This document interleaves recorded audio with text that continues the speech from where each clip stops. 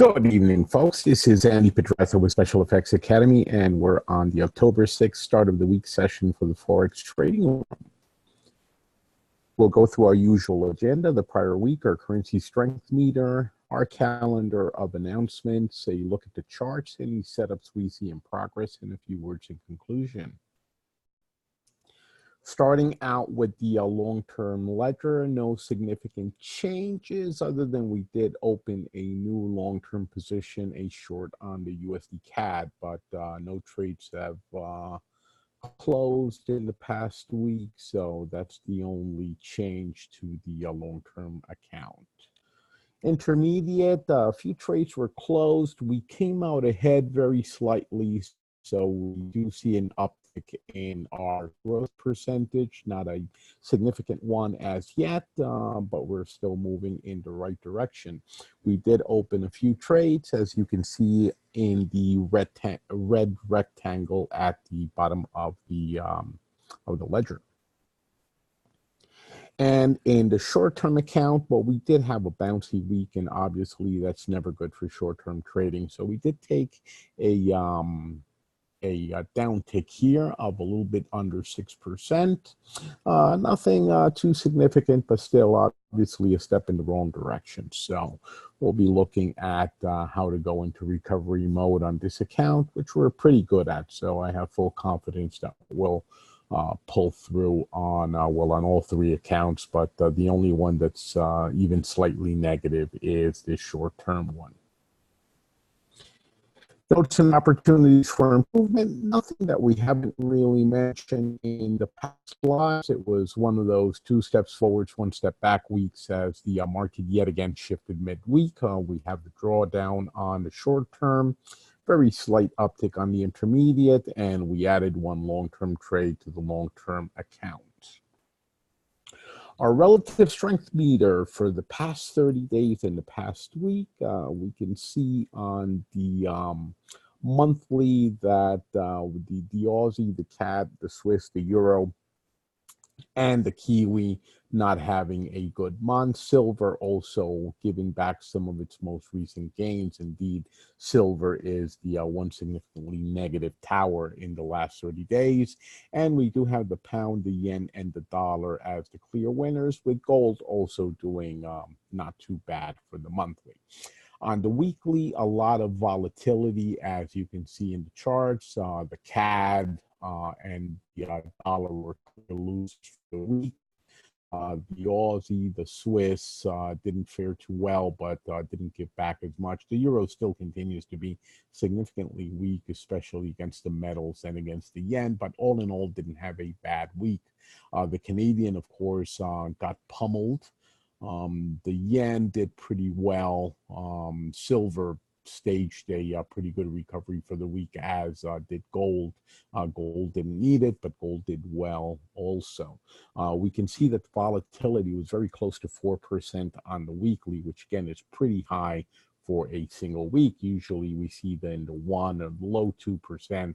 This is 2 to 3 times the normal volatility. And of course, we know that the markets did shift significantly midweek. So that's a pretty good indicator of what I was referring to with the midweek shift in the direction of a lot of the currencies, to be honest. Announcements coming out this week, significant ones. Well, we have a Bank of England Governor Carney speech on Tuesday. We actually have Powell, the Fed chief, talking tomorrow. I didn't show that one on the screen. I won't be trading those live. We have the FOMC minutes on Wednesday that will be live traded since it coincides with our 2 p.m. call. We'll be doing our 2 p.m. call a little bit earlier that day to accommodate for the release of those minutes. And then, of course, we have the Canadian employment numbers coming out on Friday. So those will be the 2 fundamentals that will be live traded this week. Commodities going into the charts. Oil continues to slide. It did hit the outer trend line.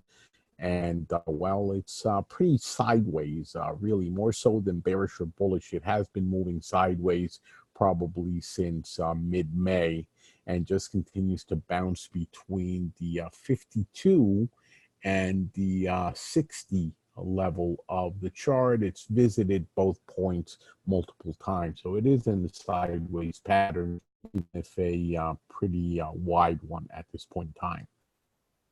Euro dollar continues to follow that top of the channel down, and we have been trading it down actually quite successfully, and we're probably going to be jumping back in as soon as we see a decent turnaround to trade it back towards the bottom. I think I already have a pending order to do that on the intermediate term account, so we'll be looking for that to take us in. Pound dollar, very choppy market for the pound pairs in general, and the pound dollar no exception. A reasonably flat week, but we did see a lot of volatility, especially on Wednesday. Midweek seems to be when everything went nuts on the pound pairs. They went in both directions, but pretty much ended the week very close to where they started. This is still finding support at the top of the Ichimoku cloud, and we're still waiting for a good opportunity to jump back into the pound pairs. USD/JPY movement into yen strength, dollar weakness, take your pick. This one is also at the support of the top of the Kumo. Very sideways pattern, even though it has been showing more of a preference for a drop than anything else in the past 2 or 3 weeks. We're still looking for a good opportunity to jump into this one in either direction.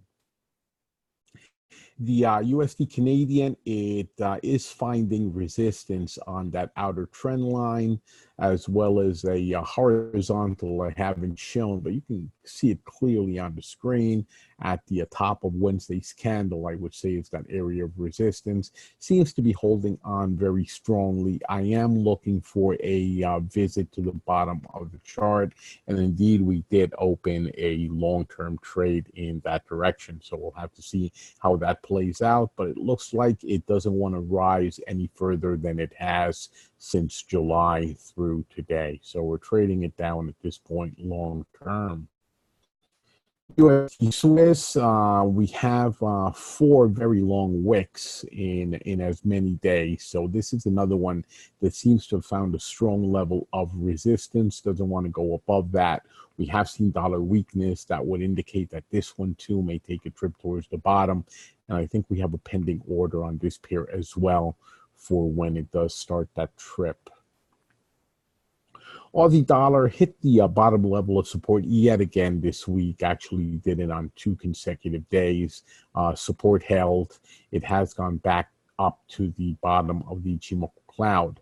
With the dollar weakness that's been playing out, this one could go in either direction. You've got 2 currencies and at different times or at the same time. So carefully trade this one. I would much rather trade it down than up. We'll have to see what it ends up doing.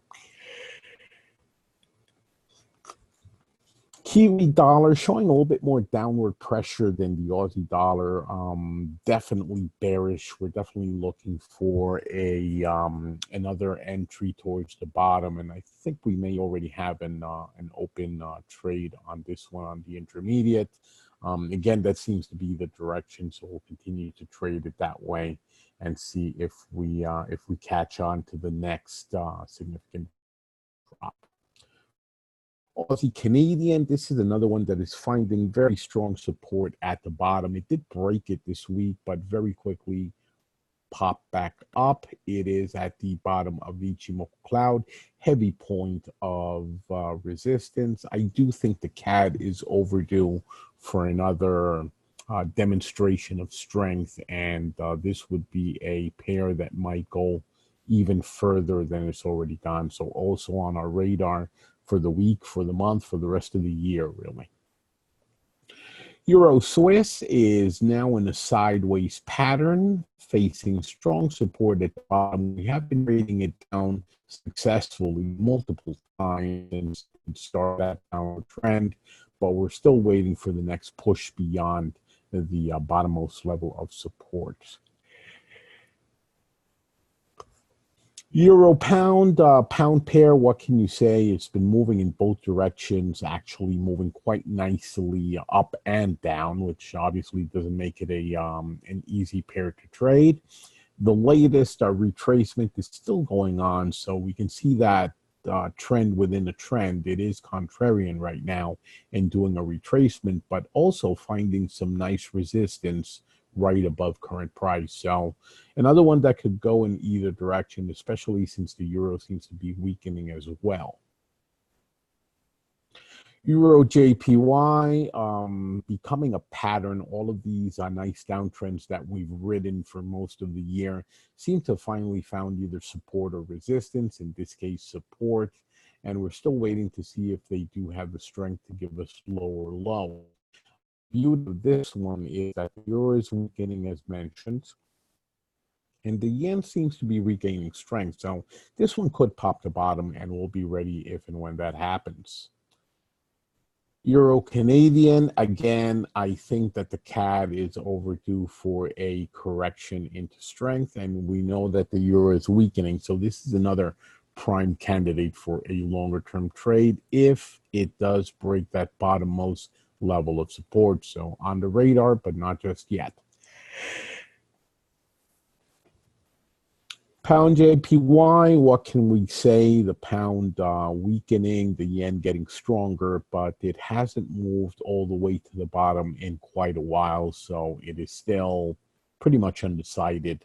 And we'll have to continue looking at what happens in the UK's politics to see when we have some good triggers for another entry. So right now, I'm just not trading these, but I'm ready to enter at the drop of a hat. Aussie JPY, Aussie weakness, yen strength. So this one should head towards the bottom, but it has been rather sluggish these last few weeks, and we're waiting for it to pop out of the Kumo in either direction. This is one of those that I really don't have a preference. I'll trade it either way, but I do want it to give us a good trigger. Preferably, it would be a break of the support levels at the bottom to write it down as far as it wants to go. But as I said, it has been very sluggish. Euro New Zealand also finding some nice resistance at the top, which means we're going to be wanting to trade it down. We do have an open trade on the Euro New Zealand, but at the market open today, we did get taken out with a very small profit, but we did get taken out. So I'll be looking to re-enter that position as early as tomorrow. Pound Canadian, probably not my favorite pair to trade. I think both the pound and the CAD might be moving into strength at some point, which means this one is going to probably become a sideways pair for a while. So not likely to give us good opportunities, but still worth watching. And last but not least, we have the pound Swiss also finding resistance on that descending trend line. It is above the Ichimoku cloud, so that will be support as well. It is trapped inside a wedge. So we have to see which way the wedge breaks. The Swiss and the pound have both been gaining strength to some degree. The pound probably doing better in the last couple of months, but still, this is another pair that could easily go sideways, though I still think that there's a pretty good chance that we are going to be revisiting the topmost level of resistance at the 134, right at the top of this chart. So if we do have a break of that trend line it has been following and starts rising, I will be taking that trade. And that's it for our charts for the week. Setups I see in progress. Obviously, the UK pairs, they've been very bouncy. So these are pairs that I won't be trading on any short term. But if I do see some good entries for the dollar appearing very stressed this week that just ended. So we have to see which way it jumps as the new week begins. Canada, I do think, and again, this is my personal opinion, personal bias, and I rarely trade on any sort of gut feeling. I'm more of a technical trader, not a discretionary trader. So while I do believe that the CAD is getting ready to make a strength play, other than that long-term trade I opened, which again has some serious technical reasoning behind it, especially as regards to strong resistance, I'm not going to be looking for any entries until I do see good triggers. So, but be prepared for that. I think the CAD might be moving soon. And the yen It is still holding on to its recent gains throughout the first half of this year. I should say fiscal year. My year starts in April, so it's been good for the yen.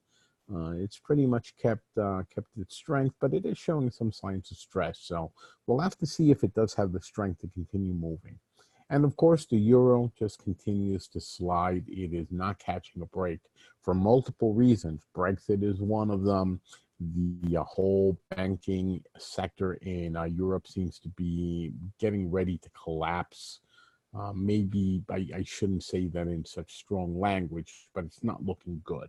And that there are fears of recession, not only in Europe, in the US as well, but Europe in particular has had to backtrack some of the statements it's made in recent years and is now looking at a weakening manufacturing sector, especially in Germany, which is their strong suit. So the euro is not doing good, and I would not expect it to do well for a while. And that covers our session. A few words here to end, conclude, and remind everybody that success in the Forex requires balance. And you guys have known me for a while. I always pick something that either someone has asked me about or that I've seen going on in general. But anybody who has been trading for a while has to have experienced trades that have taken us out too soon. Maybe we had too tight of a stop loss, or maybe it was just a choppy market like we saw this week that just ended. And it really is frustrating when you have a really good trade and it moves against you just enough to take you out at the stop loss and then moves on to make massive profit, except you're no longer there. And this makes some people are, a little bit paranoid, and they start thinking that that the broker or somebody else is stop hunting, like they know where your stop is and they manage to hit it, and then it goes in your expected direction.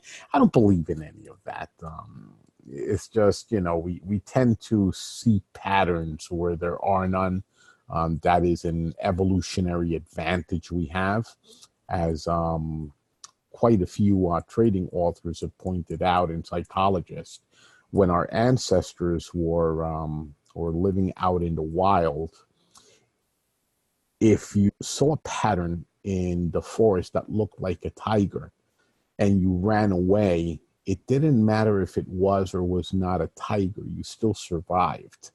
But if you didn't see the pattern and there was indeed a tiger there, it would eat you and you wouldn't survive. So we're all descendants of people who were better at seeing patterns, sometimes patterns that aren't really there, like the fake tiger. But it doesn't matter because those people still ended up surviving and breeding in greater numbers than the people who weren't seeing patterns. So this paranoia that you're stop hunting comes from there. I don't believe in it. I just think that, your stop was too tight. Or, and this is something that we all have to take into account, we are balancing risk against potential profit. And we have to decide before we take a trade how much heat we can stand. I'm willing to risk 50 pips or 100 pips, 200, sometimes 500 pips. But I always have what we call an uncle point. When you're wrestling as kids, we would always cry uncle to indicate that that's it. I'm done. I give up. You won. So we all have to have an uncle point in the markets, which is how much I can stand to lose before it's too much. And you have to know when you say enough is enough. So this is going to continue to happen to us. It's a balancing act. And obviously, if your stop was too tight, that is a problem, and it's a problem you have to work on. You cannot expect to risk only 10 pips and try to make 1,000. It just doesn't work that way. So if I want to make 1,000 pips, I'm going to have to risk 200, 300, maybe 500 pips in order to take that trade. I can't expect to get away with 80 pip stop loss when I'm looking for that kind of movement. It just will not work out. I will lose my 20 pips almost certainly. So you have to take that into account, but you cannot take risks that are beyond your comfort level or the sensible point in market, and a little bit of a juggling act. And do feel free to ask me questions privately. I'll be happy to answer. But you have to have good risk control, and that's going to tell you where your stops go. And if you get taken out of the trade, well, that's the way sometimes it's going to end up. So always have an uncle point and know what it is. And that is the end of our presentation for tonight. Any comments or questions from anyone? Okay, and I will see you guys in tomorrow's 8 p.m. session. Thanks so much for being here. Take good care.